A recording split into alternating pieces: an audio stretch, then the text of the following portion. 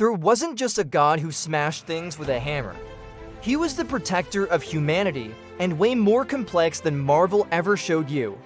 Yes, he's the god of thunder. Yes, he wields Mjolnir. But here's what makes Thor actually fascinating. He wasn't the wise one. That was Odin. He wasn't the clever one. That was Loki. Thor was the warrior, the god who stood between humanity and complete annihilation. His father Odin was the All-Father, sure, but Odin was calculating, manipulative, sacrificing his own eye for knowledge. Thor was different. He was the god common people prayed to. While Odin played chess with fate, Thor was out there fighting the giants who wanted to destroy the 9 realms. And Mjolnir, that hammer wasn't just handed to him. It was forged by dwarven brothers in a contest, and Loki tried to sabotage it. That's why the handle is short. The hammer could level mountains, always return to his hand, and here's the key, only those worthy could lift it. Thor had to prove himself worthy every single day.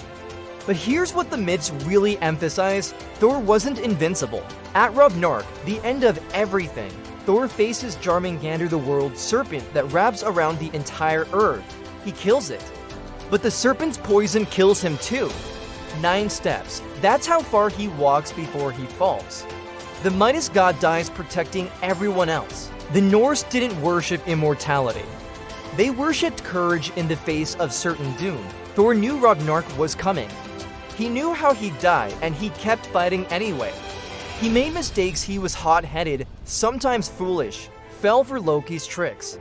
But he also defended Midgard, our world, more than any other god. He was the god farmers called on during storms, the god warriors invoked before battle, the god who blessed marriages because he represented strength and protection.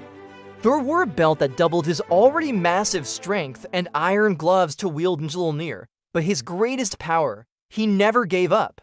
Even knowing the end, he kept the giants at bay, kept humanity safe, kept fighting the inevitable. So yeah, Thor loved a good fight and wasn't the sharpest god in Asgard. But he was also the one who showed up when it mattered most, who chose duty over survival, who died so others could live just a little longer.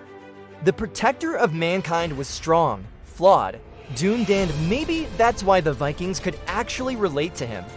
That's Thor, powerful, loyal, and more tragic than any hero should be.